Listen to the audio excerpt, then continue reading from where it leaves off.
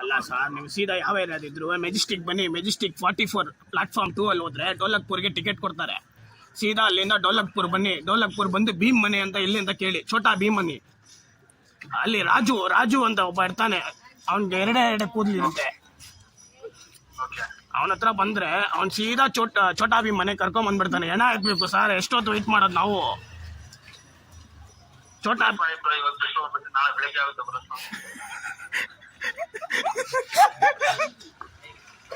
ಇಲ್ಲ ಪರವಾಗಿಲ್ಲ, ನಾಳೆ ಬೆಳಗ್ಗೆ ಬನ್ನಿ. ಯಾಕಂದ್ರೆ ಐಸ್ ಬಾಕ್ಸ್ ಅಲ್ಲಿ ಇಕ್ಕಿದೀವಿ ಛೋಟಾ ಭೀಮ್ನ.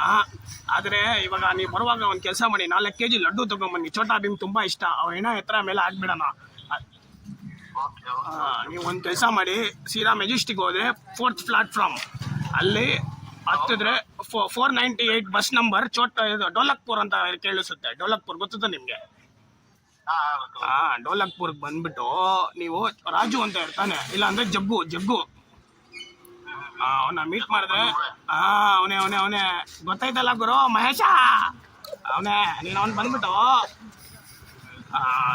ಛೋಟಾ ಭೀಮ್ ತೀರ ಹೋಗಿದ್ದಾನೆ. ಇಲ್ಲಿ ಊರಲ್ಲೆಲ್ಲ ಇಟ್ಕೊಂಡು ಕೂತಿದ್ದಾರೆ ಗುರು, ನೀನಿಲ್ಲ ಅಂದ್ರೆ ಹೆಂಗೆ ಹೇಳು.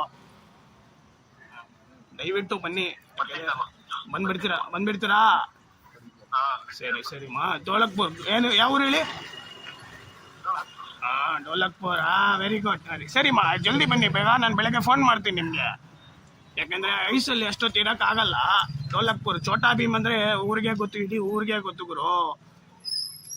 ಡೋಲಕ್ಪುರ್ ಛೋಟಾ ಭೀಮ್ ಗೊತ್ತಿಲ್ಲ ಅಂತೀರಲ್ಲ ಗುರು. ಗೊತ್ತಾಯ್ತಲ್ಲ ಛೋಟಾ ಭೀಮ್ ಏನಂತ ಗೊತ್ತಾಯ್ತಲ್ಲ. ನಾಳೆ ಬಂದಾಗ ಒಂದು 4 kg ಲಡ್ಡು ಮಾತ್ರ ತಗೊಂಬಂದ್ಬಿಡಿ. ಯಾಕಂದ್ರೆ ಅದು ಹೆಣದಲ್ಲಿ ಹಾಕ್ಬೇಕು. ಬೇಕಾ ಬನ್ನಿ, ಖಾಲಿ ಅಲ್ಲ, ತಿಕ್ಕ ಹುರ್ಕೊಂಡ್ಬಿಟ್ಟವನೆ. ಬನ್ನಿ.